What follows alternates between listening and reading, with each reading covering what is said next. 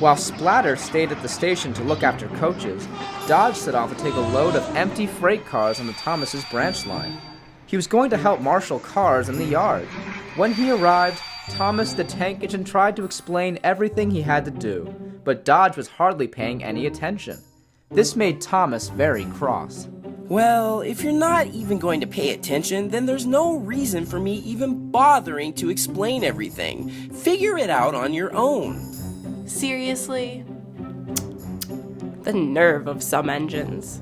Although I will admit, even Thomas's attention span has been somewhat questionable in the past. That is so not true. I am very attentive. Oh hey, is that Birdie?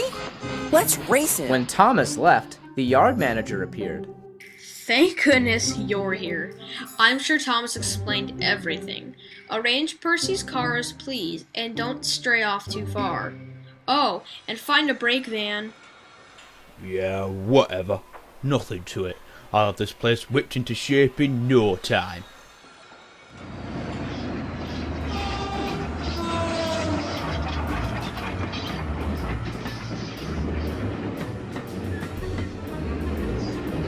Dodge systematically scurried about the yard, bumping the freight cars profusely and lining them up along the siding. Goodness, I could hear you bumping around from miles away. We appreciate the help, but please, don't be reckless. Come along now, Henrietta. Shove it down your funnel, stink kettle. Can't you see I'm working? Good grief, you steam engines are always preaching to the choir. I know what I'm doing.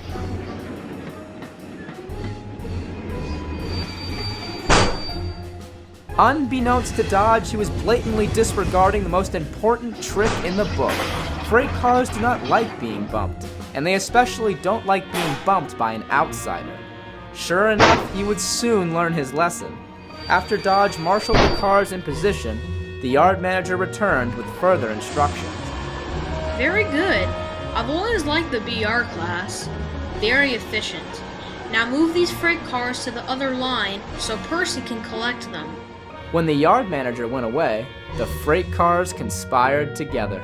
We want Percy. We're sick of this crazy drone pushing us around. He is insane. He's a maniac! Yeah, he's green. That's not an insult, you idiot. Oh, I didn't mean for it to be derogatory. I was just stating the facts. Ah, shut up, you idiots. Move along now, let's go. Move along now, let's go.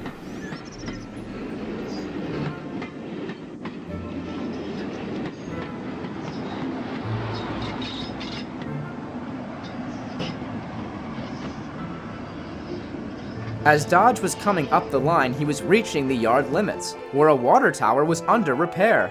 Workmen had left tools, pipes, and equipment all over the track. When Dodge and his driver could see the danger ahead, it was far too late. The freight cars, determined to pay Dodge out, pushed him on. Disaster was inevitable.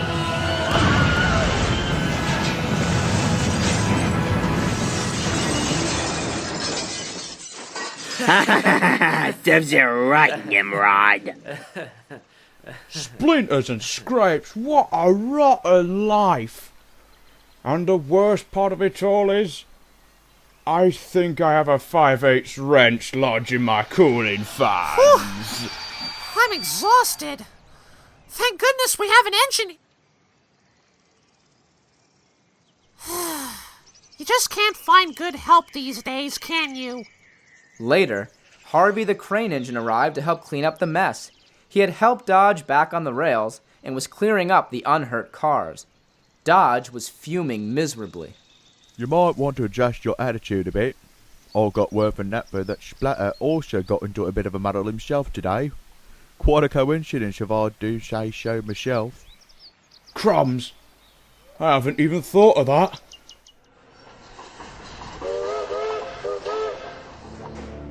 The Fat Controller spoke severely to Splatter and Dodge after their respective incidents. As punishment for their increasingly reckless behavior, the two diesels would be leased to a private owner until further notice. This prospect was certainly not well received, but the diesels had no say in the matter. Once their repairs were complete, the diesels scuttled to their new workplace. Sodor Logging Co. Looks like we'll be enjoying some scenery. Or lack thereof. Something's heading towards us. Wait a minute. Oh god. Oh my god, it's the boss! Reunited at last. Exile is the one place I've ever really known how to make myself at home. Oh, how I've missed you, Splurge.